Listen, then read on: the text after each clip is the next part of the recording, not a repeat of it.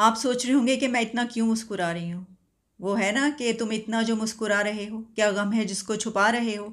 तो मैं गम नहीं छुपा रही, बल्कि मैं अपनी हंसी छुपा रही थी, क्योंकि एक खबर मेरे सामने ऐसी आई जो बहुत ही इंटरेस्टिंग न्यूज़ है। और इससे पहले हमने अपने प्रोग्राम में इस पर बात नहीं की, लेकिन आज हम अपने प्रोग्राम में इसी टॉपिक को टच करने वाले हैं। आप देख रहे हैं मेरा प्रोग्राम ब्रेकिंग बैरियर्स। मैं हूँ आपकी host Alia. Alia show official YouTube channel पर आप सबको वेलकम करती हूँ। ये खबर ये है कि इंडिया में एक नया अलायंस बना है और उस अलायंस का नाम रखा गया है इंडिया। अच्छा, जब ये खबर मेरी नज़र से गुजरी, मैंने कहा ये क्या है, और जब उसका जायज़ा लिया और पता चला कि ये क्या है, तो फिर तो दिल किया कि इसके ऊपर एक प्रोग्राम कर लिया जाए। जनाब, it is unprecedented in the history of India कि पहली मर्तबा वहाँ पर पॉलिटिक्स इस तरीके से तकसीम हुई हो, ऐसे डिवाइड हुई है कि तमाम पॉलिटिक्स दो ग्रुप्स में तकसीम हो गई है। यानी दो ग्रुप्स बने हैं, दो अलायंस हैं। एक अलायंस जो नया बना है वो है राहुल गांधी, सोनिया गांधी, ममता बनर्जी, यानी वो तमाम पॉलिटिकल पार्टीज़ जो कि पीएम मोदी के ख़िलाफ़ हैं, उनकी ख़िलाफ़ उनके ओपोनेंट्स की पॉलिटिकल पार्टीज़ 26 पॉलिटिकल पार्टीज़ का एक अलायंस बना है जिसका नाम रखा गया है इंडिया। और उनके मद्दे मुकाबिल हैं प्राइम मिनिस्टर नरेंद्र मोदी और उनके साथ 38 पॉलिटिकल पार्टीज़ एनडीए। और यही दोनों इलेक्शन 2024 में अलायंसेस आमने सामने होंगे। लेकिन इंडिया का मतलब क्या है? ये जो अलायंस है इसका नाम इंडिया क्यों रखा गया? मैंने देखा कि इसको कैसे लिया जा रहा है, तो पता ये चला कि खबरें जो आ रही हैं इंडियन मीडिया में, वो कोई कह रहा है कि मोदी वर्सेस ऑल, कोई कह रहा है इंडिया वर्सेस इंडिया, कोई कह रहा है मोदी वर्सेस राहुल गांधी, और कोई इसी तरीके से जो है सब कहा जा रहा है। कोई ये कह रहा है कि मोदी वर्सेस ऑल। लेकिन इसको पढ़ने के बाद और इसको एनालाइज करने के बाद मैं इसको ये कहूँगी, ये है new India versus old India. Fifth largest economy, upcoming third largest economy India versus 90s decade. Modi versus all तो है ही है, लेकिन new India versus old India है ये। अच्छा, इसका मतलब क्या है? जब आपको ये पता चलेगा तो फिर इसको सही आप समझ पाएंगे। देखिए, इंडिया का मतलब है, अच्छा इससे पहले मैं आपको बता दूं कि इंडिया की जो इंटरनल पॉलिटिक्स है, जैसे मैंने कहा कि मैंने आज तक इससे पहले उसके ऊपर प्रोग्राम नहीं किया। कभी कोई इलेक्शन में किसी की जीत हुई, कुछ हुआ तो उस पर कर लिया सरसरी सा, लेकिन मुझे कोई वैसे सच्ची बात है कि कोई ज़्यादा पता भी नहीं है वहाँ की डायनामिक्स का।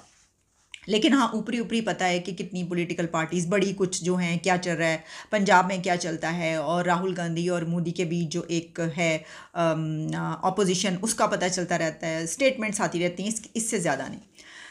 तो जो ये अलायंस बना है उसका मतलब है, यानी India, INDIA, India national developmental inclusive alliance, ये बनाया है राहुल गांधी और उनकी हामी जमातों ने। तो ये तो मोदी का एजेंडा है। तो राहुल गांधी ने मोदी का एजेंडा नहीं चुरा लिया? कैसे? देखिए, नेशनल, इंडिया नेशनल, तो नेशनलिज्म ही हम देखते रहे कि बीजेपी का एजेंडा रहा। बल्कि ये कहा जाता है, लोग उन पे तनकीद भी करते हैं इस हवाले से और इसको अप्रिशिएट भी करते हैं कुछ लोग, जो जैसा जहन रखता है, कि मोदी ने अपने दौर में नेशनलिज्म को बहुत ज़बरदस्त तरीके से परवान चढ़ाया है। इंडिया को और वहाँ के लोगों को वहाँ पर हुब्बुल वतनी, पेट्रियाटिज़्म और जो इस तरह की सोच है, नेशनलिज्म, यानी इसको बहुत परवान चढ़ाया है। और हम तज्जिया किस पे करते हैं, लोग बात किस पे करते हैं अपने प्रोग्राम्स में, यही बात कर रहे होते हैं कि एक जो बड़ी चीज़ वहाँ पर मोदी लेकर आया है वो ये है कि नेशनलिज्म बहुत ज़्यादा फला फूला है उनके दौर में, उनके अदवार में, उनकी टर्म्स में। तो यहाँ पर भी उन्होंने नेशनल रख लिया। अच्छा, इसके बाद अगला है डेवलपमेंटल। अब देखें, इस दौर में, मोदी के दौर में जितनी डेवलपमेंट हुई है इंडिया में, क्या इससे पहले कभी तारीख में इतनी हुई है? यानी देखें, जो मैंने ये कहा कि new India versus old India, तो न्यू इंडिया जो है वो थर्ड लार्जेस्ट इकोनॉमी की तरफ बढ़ रहा है। बल्कि यहाँ तक कि वो डेट्स भी दे दी गई हैं, फिक्स कर दी गई हैं कि फिफ्थ लार्जेस्ट इकोनॉमी तो बन चुका यूके को पीछे छोड़ के, तो थर्ड इस सन में बनेगा और फिर उसके बाद इसको रिप्लेस करेगा, और फिर अमेरिका तक की बात की गई कि उसको कब पीछे छोड़ेगा। तो जो डेवलपमेंट है वो तो अनप्रेसिडेंटेड है। पूरी दुनिया जिस पे बात करती है, यानी पूरी दुनिया हैरान और परेशान है कि इंडिया इतनी जल्दी एक ऐसे मकाम पर कैसे पहुंच गया कि जहां पर वो इस वक्त उस लाइन में खड़ा है कि नेक्स्ट सुपर पावर कौन बनेगा, उस लाइन में वो भी मौजूद है। तीसरी बड़ी ताकत उसको कहा जा रहा है, और चाइना के साथ उसका कंपटीशन है। और अब तो सबसे ज़्यादा पॉपुलेशन होने की बिना पर और भी उसका चांस बढ़ गया है।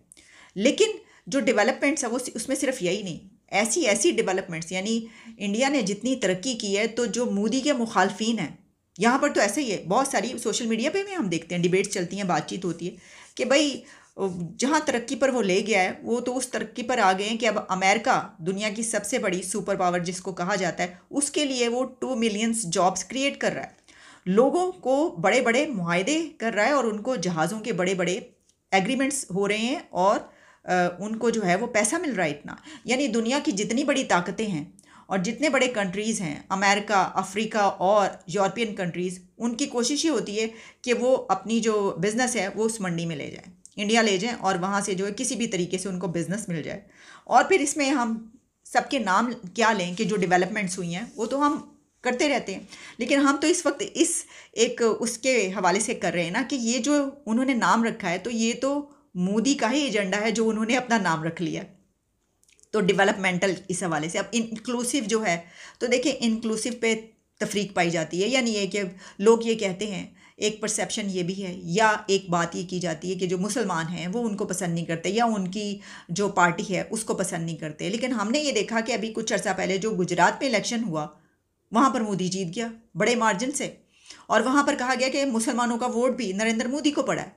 तो सब हैरान रह गए कि ये तो ये कहा जाता है कि जनाब मुसलमान खिलाफ हैं, तो ये तो मुसलमानों का वोट भी नरेंद्र मोदी को पड़ा है। ये भी बात अपनी जगह पर है, लेकिन ये जो अलायंस बना है, तो राहुल पायन तुसी मोदी दा एजेंडा चुक लेता है और चुरा लिया, तुसी चुरा लेता है अपने मुखालिफ नरेंद्र मोदी दा एजेंडा एक ही किया तुसी। लेकिन मसला ये है राहुल पायन कि हुण तानू कम बड़ा करना पैना है, क्योंकि अगर राहुल गांधी और उनकी पार्टी जीत जाती है, फर्ज कह सकते हैं कि जी हमें क्या पता कि कौन जीतेगा, क्योंकि जैसा मैंने आपको बताया, खैर इसके ऊपर भी हम प्रोग्राम के एंड तक जाते जाते कोई बात करेंगे, जो मेरा अंदाज़ा बताऊंगी। लेकिन इसमें ये जो एजेंडा है नेशनल डेवलपमेंटल, ये तो हो गया, ये तो करके दिखा दिया मोदी ने, जिसके ऊपर तालियां बज रही हैं पूरी दुनिया में।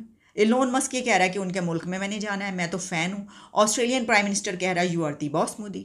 और जो बाइडन है वो कह रहे हैं कि मुझे आपका ऑटोग्राफ चाहिए, आप इतने पॉपुलर हैं यहाँ पर, वगैरह वगैरह। यानी हर कोई लपका चला आ रहा है, लपक लपक के जो है वो उस तरफ जा रहे हैं, इंडिया की तरफ और मोदी की तरफ। तो हैं जी, इस वेले में, इस वक्त में आपने ये जो एजेंडा अडॉप्ट किया है, तो ये तो हो चुका। अच्छा, मैं ये समझती हूँ कि इससे बढ़ के कुछ होना चाहिए था।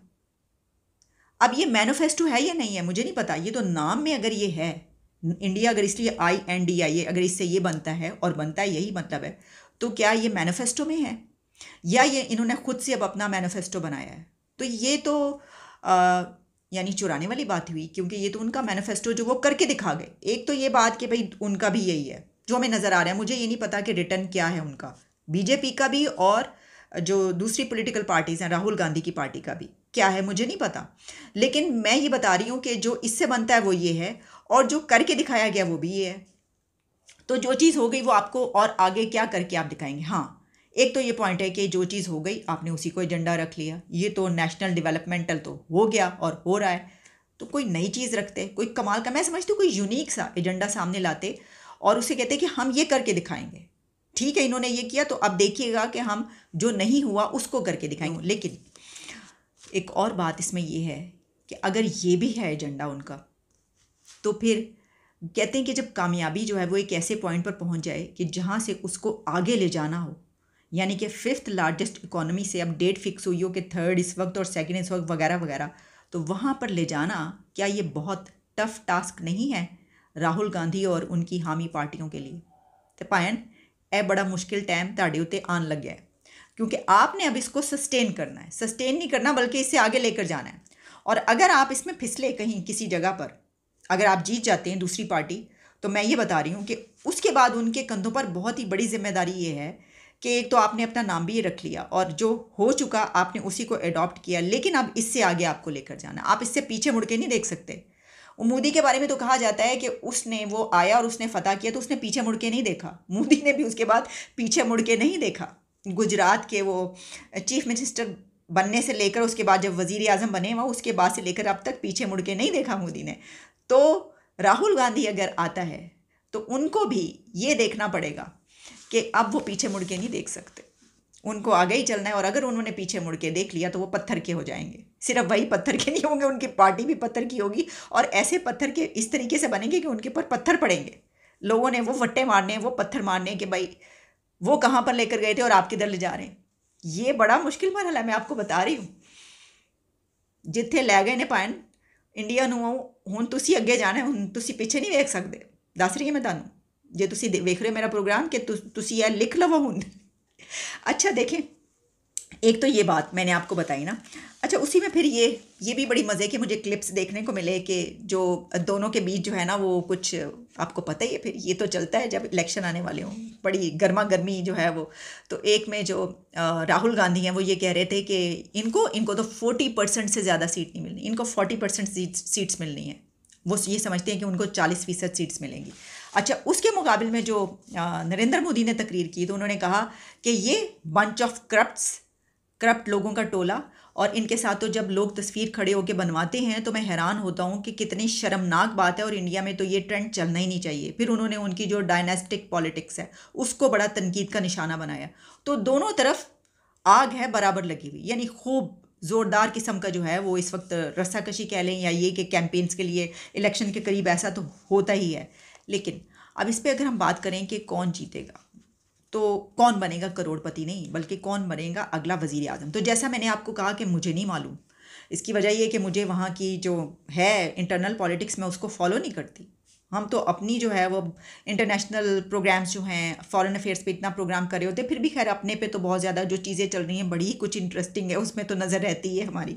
जैसे कि मैंने पिछला प्रोग्राम किया, उठा के देखिएगा वो ज़रूर। और उसमें जो है वो जो नए एक आज़म खान साहब का जो सिलसिला है रोज़ शब सामने आया है, यानी कि वो जिन दिनों गायब रहे तो उन्होंने बाग के कहा कि जनाब हुन मैं सोच लेता है तो ए हो गया जे ते खान साहब ने ए किया है तो हुन जो है फड़ लियो उन्होंने तो बस वगैरह वगैरह। लेकिन मैं अंदाज़ा लगा सकती हूँ, और मैं अंदाज़ा किससे लगा सकती हूँ, जिससे पूरी दुनिया अंदाज़ा लगा सकती है। और वो ये है कि ये कैसे हो सकता है कि एक तारीख़ी कामयाबी हासिल करने के बाद एक ऐसा वज़ीर आज़म और उसकी पार्टी कि जो मुल्क को एक ऐसे पॉइंट पर ले आए कि पूरी दुनिया हैरानी से देख रही हो, आश्चर्य कर रही हो, तालियां बजा रही हो कि क्या कामयाबी हासिल की है और कितनी तरक्की की है इस मुल्क ने, कहाँ पर पहुँच गया है। तो ये कैसे हो सकता है कि वो इलेक्शन में हार जाए? देखिए, मुझे नहीं पता, हो सकता है अवाम की नब्ज़ किस चीज़ पर है, वो क्या चाहते हैं। हो सकता है कि वो ये तरक्की ना चाहते हो, या ये भी हो सकता है कि वो उसके पैरेलल कुछ और देख रहे हो, किसी और तरीके से उसको एनालाइज कर रहे हो, ये मैं नहीं जानती। लेकिन मैं अपनी एक सोच बता रही हूँ आपको कि कोई भी अगर दुनिया में इस तरीके से इसको देखेगा, वो कहेगा कि यार इसने तो जो काम कर दिया उसको तो अब आगे बढ़ाना किसी और के बस का काम नहीं होगा। ये कैसे आकर जो उसके बाद में आने वाले हैं वो उसको कैसे सस्टेन कर पाएंगे। तो बहर ये तो हम देखेंगे। ये तो मैंने अपना एक देखे ना, ये बड़ा ही सादा सा एक फार्मूला था जिसके ऊपर मैंने आपको बताया कि हम इस तरह सोच रहे हैं या लोग इसको इस तरीके से देख रहे हैं। वैसे मैं आपको बता ही दूँ राहुल पायन कि तानू बड़ी टफ टाइम मिलन वाला है, क्योंकि लगता है ऐसे है, मुझे ऐसा लगता है कि नेक्स्ट टर्म जो है वो प्राइम मिनिस्टर नरेंद्र मोदी ही बनने वाले हैं, लग रहा है। अब क्या होता है ये तो हम देखेंगे, क्योंकि राहुल गांधी ये कह रहे हैं कि उनको 40% सीट्स मिलेंगी। Let's see. चलें, अब इस पे एक और बात भी मैं की लूँ कि ये जो है ना, ये एक और इंटरेस्टिंग सिचुएशन इसलिए है कि इंडिया में भी यही हालात हैं, पाकिस्तान में भी यही हालात हैं, और अमेरिका में भी यही हालात हैं। इलेक्शन वाले 2024 में इलेक्शन है इंडिया में और अमेरिका में, और 2023 में कहे जा रहे हैं पाकिस्तान में, जो मुझे ऐसा लग रहा है कि 2024 तक जाएंगे। तो अगर 2024 में तीनों मुल्कों में इलेक्शन है, और जो वन वर्सेस ऑल है वो भी डायमेंशन तीनों मुल्कों में है, वो भी सिमिलैरिटी है तीनों मुल्कों की। वो कैसे? Trump versus all, Imran versus all, Modi versus all. अब देखें, लेकिन इसमें यह भी मुख्तलिफ है कि किसने क्या किया है, कंपैरिजन नहीं है कोई, क्योंकि एक बामुकाबला सारे ये जो है ना, है तो तीनों मुल्कों में, लेकिन यहाँ पर जो एक है वो अपोजिशन में है। जो अमेरिका में एक है ट्रंप, वो भी अपोजिशन में है, उसके जो मद्दे मुकाबिल ओपोनेंट्स हैं वो हुकूमत में है। लेकिन इंडिया में जो एक है वो हुकूमत में है और उसके ओपोनेंट्स अपोजिशन में है। ये फ़र्क है। और इसके साथ ये भी फ़र्क है कि किसने क्या करके दिखाया ये भी फ़र्क है। और इसमें ये भी फ़र्क है कि इलेक्शंस की डायनामिक्स क्या हैं। इंडिया बहुत बड़ी आबादी वाला मुल्क, ह्यूज, वहाँ पे इलेक्शन होता है, और कितनी स्टेट्स हैं और कितना बड़ा इलेक्शन है। और जो अमेरिका है उसके इलेक्शंस का बिल्कुल एक मुख्तलिफ तरीक़ाकार है, डिबेट्स होती हैं और डिबेट्स देख के टीवी पर लोग ये पसंद करते हैं और ये इलेक्ट करते हैं कि अब उन्होंने किसको वोट देना है। और वाकई बिल्कुल इसी तरीके से होता है कि कोई भी कैंडिडेट अपने आप को मनवा सकता है कि उसको वोट दिया जाए अपनी डिबेट के ज़रिए। मुकाबला होता है बाकायदा। जब मैं वहाँ पर थी पिछले इलेक्शन में, तो वो डिबेट्स देखकर मेरा भी ये दिल करता था और मैंने भी ये फैसला कर लिया था कि इनमें से कौन बेहतरीन है, किसको वोट देना चाहिए। तो आवाम भी ऐसे ही करती है। पाकिस्तान की जो इलेक्शन है वो एक बिल्कुल मुख्तलिफ, वो क्या कहा जाए, वो तो मुझे लगता है कि थर्ड डायमेंशन से भी बाहर निकल जाते हैं। वो थर्ड डायमेंशन में आने वाले नहीं है। 1 2 3 जो 3 डायमेंशन है, मुझे लगता है उससे बाहर की बात है पाकिस्तान के इलेक्शन की। वो किसी और डायमेंशन में होते हैं, क्योंकि वो इलेक्शन के साथ साथ सिलेक्शन भी होती है। इलेक्शन तो पीछे रह जाते हैं, सिलेक्शन आपको पता है वो बहुत ज़रूरी है। ओहदे बगैर कुछ नहीं हो सकता पायन, ओ ते ना होवे तो फिर क्या ही गल है। तो यहाँ पे तो और ही मामलात और हालात और वाक़यात हैं। तो ये है जनाब, मैंने कहा चलें थोड़ा सा तज्जिया इसके ऊपर कर लूँ। ये जनाब इंडिया नेशनल डेवलपमेंटल, दोनों बातें जो है आपने चुरा ली हैं उनकी। तो कोई बात नहीं, अब आगे आपको ये करके दिखाना है जो आपने एजेंडा रखा है। इजाज़त दें, आपसे दोबारा मुलाकात होती है।